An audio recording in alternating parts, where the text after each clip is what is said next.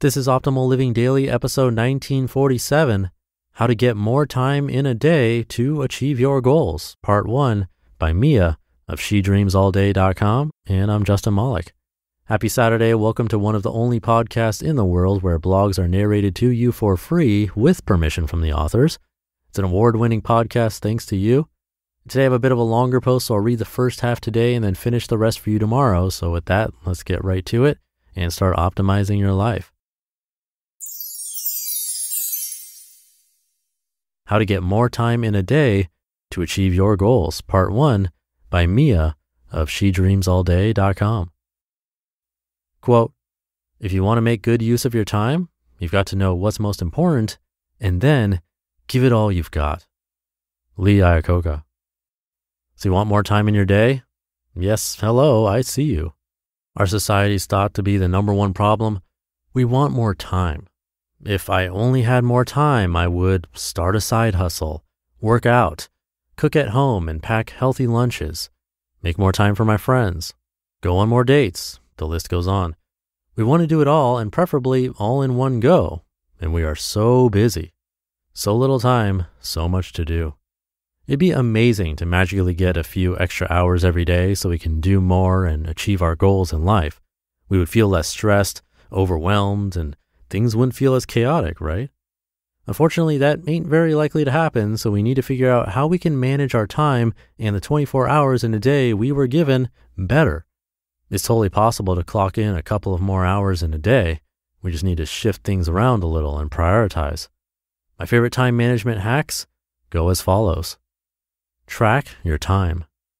First things first, you need to track how you are currently spending your time. You might be shocked to find out just how much time you waste scrolling through Facebook, Instagram, and watching Netflix. Precious time that could be spent elsewhere on something productive and amazing that will get you closer to your dream life. Start by tracking your ordinary day and pay attention to all the details. Log everything in your time journal, even the minutes you spend doing absolutely nothing and are procrastinating around the house. Everything. While you're at it, you might want to get one of those apps that log how many times you pick your phone up every day and how much screen time you actually get in. I was mind blown. Studies show that we spend on average up to 135 minutes daily on social media, and the curves are still increasing. That's not counting Netflix. I'm guilty of spending at least 2.5 hours of Netflixing every day. That's 150 minutes I could have spent going to the gym or working on my goals. Most of the time, we assume activities such as exercising will take twice as long as it really does. There's a whole lot of miles and weightlifting that can be done in just 30 minutes. Half an hour is better than no minutes at all. Heard that one before? Anyway, you see where I'm going with this, don't you? Awareness. Be aware of how you are currently spending your time. Easy peasy. Get your journal out and start logging your time. Prioritize. First step, awareness and time tracking. Next step, prioritize.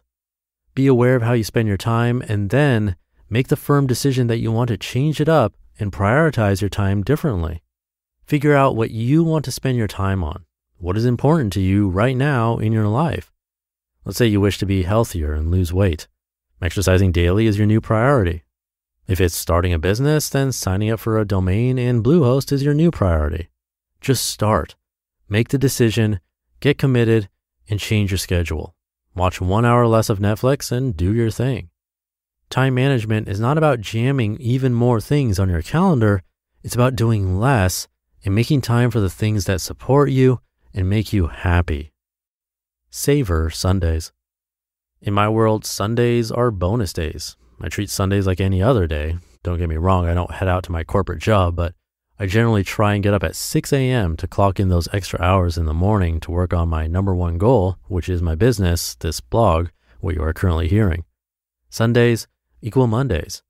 This is great if you, for example, have a side hustle that you wish to spend more hours on, or if you just like a little me time.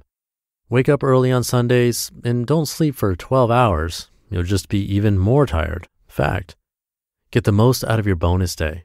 This may mean hanging out with loved ones, going to the movies, side hustling, working on the biz, go through your goals, doing your weekly shopping. whatever well-spent quality time means to you. Make Sundays productive, and the week ahead will thank you for it. Tip: Sundays are also perfect for checking in with your goals. Are you moving forward? If not, what held you back this week? Sit down for an hour and take the time to work on your personal development. Evaluate and reflect on your progress so far this year. I do this every Sunday evening. Wake up early. You saw this one coming, right? It may be a little obvious, but it's seriously the best and my favorite way to sneak in a little extra time in your day. This doesn't mean that you will also stay up all night and work on your goals. Nope. You'll need to go to bed at a reasonable hour. Hello, Mom. Preferably so you get at least 7 hours of sleep every night. Your morning routine starts the night before, so make sure your evening routine is just as good. If you don't sleep, you'll be tired, grumpy, and groggy, and you won't be your useful self when your alarm goes off in the morning and it's time to savor those extra crispy hours in the AM. Wake up early, and you'll magically get 2 to 3 more hours in your day. To be continued. You just listened to part 1 of the post titled, How to Get More Time in a Day to Achieve Your Goals by Mia of shedreamsalday.com. Thank you to Mia. I mentioned this a week or two ago. Tracking your time, that's probably my favorite suggestion so far because I've done it a few times and it really is enlightening every time, like she said. We lose track of time so easily, so simply setting an alarm for every 15 minutes or so and writing down really quickly what you're doing at that moment, then doing a quick review or categorizing it at the end of the day can be really eye-opening. It's worth trying. It's also why we have that exercise in the Optimal Living Daily Workbook. We'll hear the rest of our tips tomorrow, so that should do it for today. Thank you for being here and listening every day, including the weekends.